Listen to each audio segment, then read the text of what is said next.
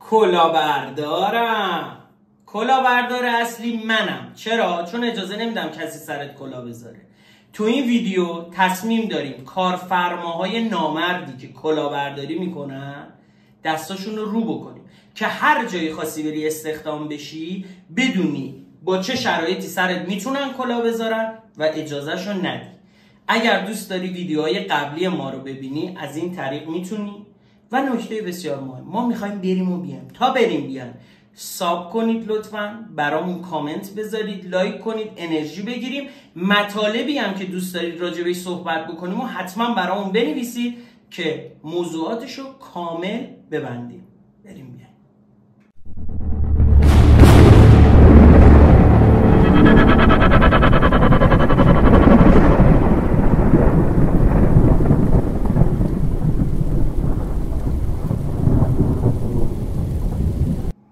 خب از الان به بعد تو هر جایی برای استخدام بری میفهمی طرف میخواد کلاه سرت بذاره یا کلاه از سرت برداره یا واقعا پول تو جیبت بکنه.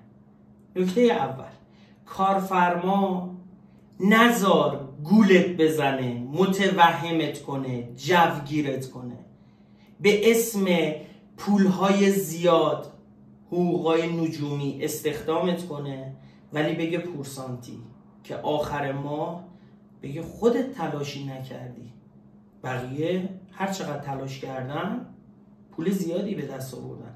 که این طرفاً اکثرا توی املاک ها اتفاق میفته. برای همین کلی آدم هست که توی املاک کار میکنه، درآمدی هم نداره و همش با یه جوی اونا رو میبرن جلو.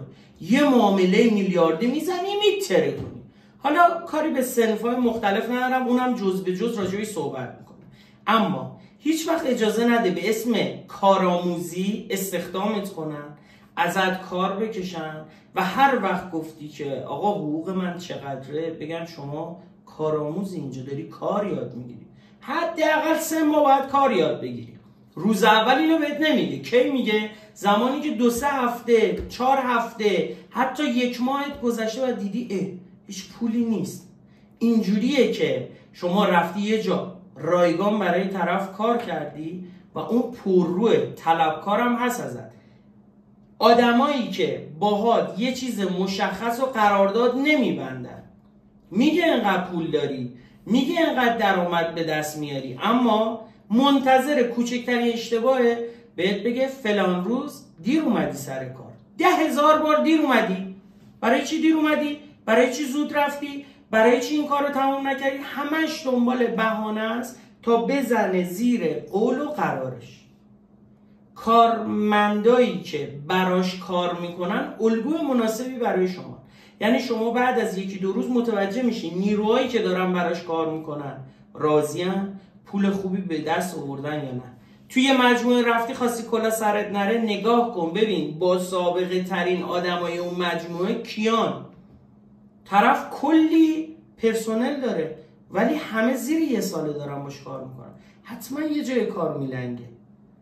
یا سابقه کمی داره که اعتماد نمیشه کرد، قطعا احتمال داره پول نده، یا سابقه زیادی داره نمیتونه با آدم ارتباط خوبی داشته باشه. حالا یا کلاشونو داره برمیداره یا اخلاقشون بده و از همه مهمتر یه دام خیلی بدی به اسم پاداشه. دوست من توی تجربه چندین سالم توی بحث فروش ندیدم آدمی که پاداش بگیره. اونایی که پاداش میگیرن همه اعدادشون کمه. پاداشای نجومی هیچ وقت داده نمیشه، فقط توهمیه برای اینی که تو بهتر و بیشتر کار بکنی. پس وقتی اون کارفرما دیدی سر اولین حرفش نمون، نگو من 3 هفته وایسادم بذار بشه 1 ماه پولمو بگیرم بیام بیرون. اینجوری نخواهد بود. اون بلده پولت هم نمیده.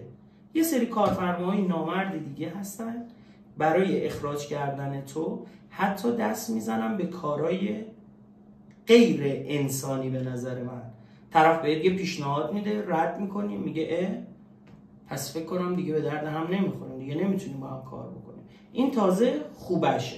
حالا سوء استفاده های دیگه ای که میشه و کاری نداریم، چون ما فقط راجع به کلاهبرداری داریم حرف میزنیم.